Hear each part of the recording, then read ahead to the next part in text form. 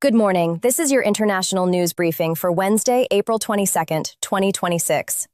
Conflict in the Middle East and global markets. The situation in the Strait of Hormuz has taken a volatile turn this morning. Despite President Trump announcing an indefinite extension of the U.S. ceasefire, Tehran has largely dismissed the move. Iranian Revolutionary Guards have officially seized 2 commercial vessels, marking the first such seizures since the conflict began. The impact is being felt immediately across global sectors.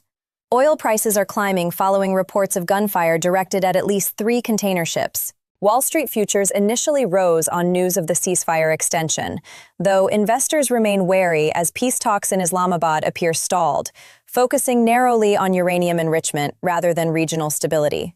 Human impact. In the UAE, the large Iranian expatriate community finds itself in an increasingly precarious position as retaliatory strikes continue to threaten their adopted cloak. In Europe, the European Union is moving to break a months-long deadlock.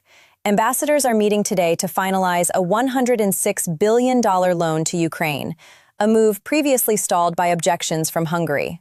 Closer to home, the Canadian Armed Forces are reporting a massive 62% surge in applications, with 7,000 new members joining this past year. However, officials warn that despite these record-breaking numbers, critical specialized roles remain dangerously understaffed. In Mexico, the government has issued a high-level safety pledge ahead of the World Cup. This follows a tragic shooting at the Teotihuacan pyramids that claimed the life of a Canadian tourist.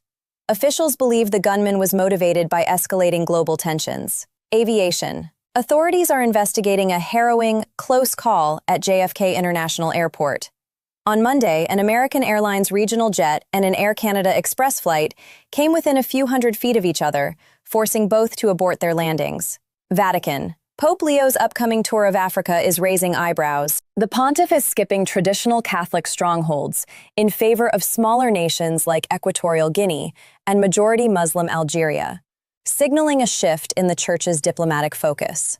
NBA. The San Antonio Spurs have hit a crisis point in the first round of the playoffs. Following an injury to Victor Wembanyama, the Spurs dropped Game 2 to the Portland Trail Blazers. Portland's Scoot Henderson dominated the floor with 31 points to tie the series. That concludes your morning briefing. We will continue to monitor the developing situation in the Persian Gulf as more information becomes available.